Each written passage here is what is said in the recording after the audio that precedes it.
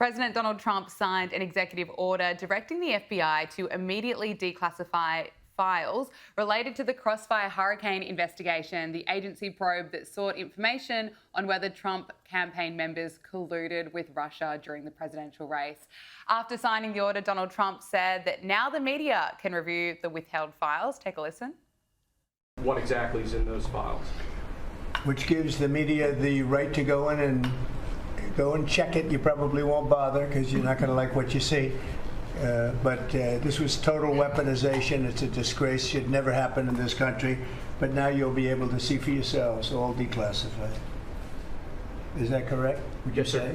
All declassified? Yes, sir. Everything? The FBI file with there's a classified annex, but other than that, we'll put everything in the public eye.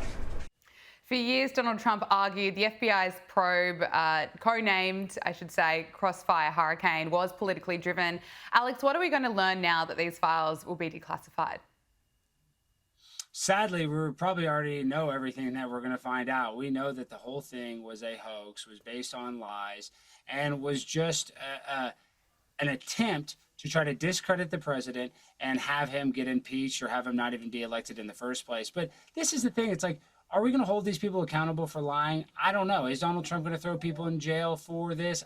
Probably not. But I'm just happy that the American people are going to actually find out the truth for all the people that did think that Vladimir Putin was able to decide the election. That's absolutely insane. And I'm not saying Vladimir Putin is some good guy. He's done terrible stuff to journalists. But it would just take very little common sense to realize that Vladimir Putin was not the person that got Donald Trump elected. It's just ludicrous, but they tried to run with it because the people believed it. The media needed something to, slander Donald Trump with, and I'm happy that we're going to get the truth.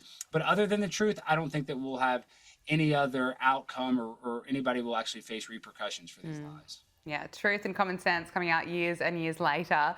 Now, I want to talk to you about voting. Trump has signed another executive order requiring people to prove their citizenship when they register to vote. Now, federal law currently requires that voters promise that they are citizens and are eligible to vote when they register, and courts have prevented states from adding documentary proof of citizenship requirements for voters. Now, Trump's order directs the Election Assistance Commission to redo its voter registration form and require voters to show US passports or other government ID that shows citizenship to register to vote. Alex, again, it seems like common sense to me.